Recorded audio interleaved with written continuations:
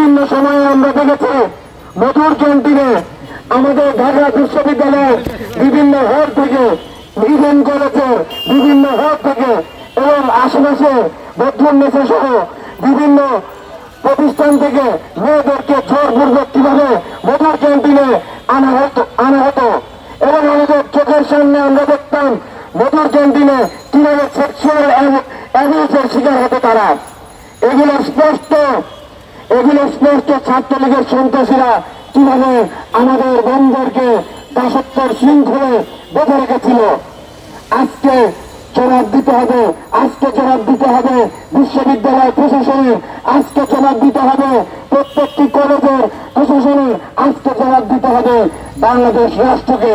কেন এই সমস্ত সন্ত্রাসীরা এখনো বিভাগে ঘুরে বেড়াচ্ছে এবং এখনো ক্লাস করছে?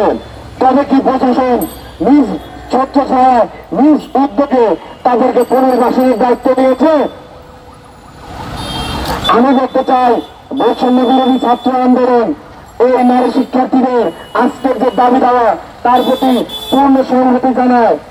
নারীদের উপরে যাবতীয় যত নির্যাতন ছাত্রলীগ করেছে, পুলিশ লীগ করেছে বিগত ফ্যাসিস্টের সময়ে, তাদের প্রত্যেকের বিচার হতে হবে। বিশ্ববিদ্যালয় প্রশাসনকে জানাতে চাই, এই সমস্ত হামলাকারী, এই সমস্ত কুলাঙ্গার যারা বিগত 15 বছর 16 বছর ধরে আমাদের নারী শিক্ষার্থীদের দাসত্বের শৃঙ্খলে আবদ্ধ করে রেখেছিল, তাদের প্রত্যেকের যথাযথ বিচার হতে হবে, তাদের সার্টিফিকেট বাতিল করতে হবে এবং তাদের দ্রুততম সময়ের মধ্যে আইনের আওতায় আনতে হবে। অন্যথায় কিন্তু আমরা এই আন্দোলন আরো বড় আকারে করে যাব।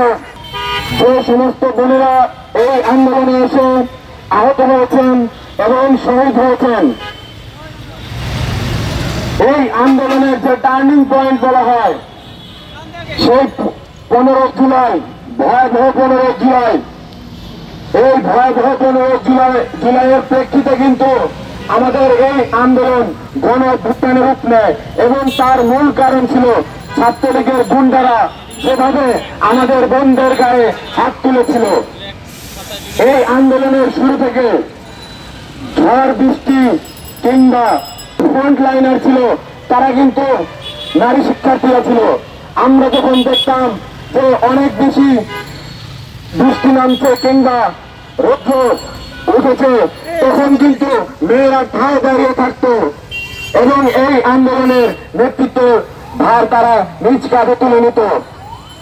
আমরা বৈষম্য বিরোধী ছাত্র আন্দোলনের পক্ষ থেকে প্রশাসনের কাছে জানতে চাই, কিভাবে এখনো সে 15 জুলাই তারিখে যে সমস্ত ছাত্রলীগের সন্ত্রাসী আমাদের বোনদের ওপর আঘাত করেছে, তারা কিভাবে এখনো ক্লাস করে?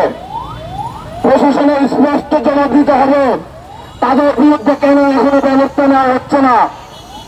একই সাথে সরকারের কাছে আমরা জবাব দিতে চাই, কেন এখনো সেই সমস্ত সন্ত্রাসীরা প্রকাশ্যে ঘুরে বেড়ায়?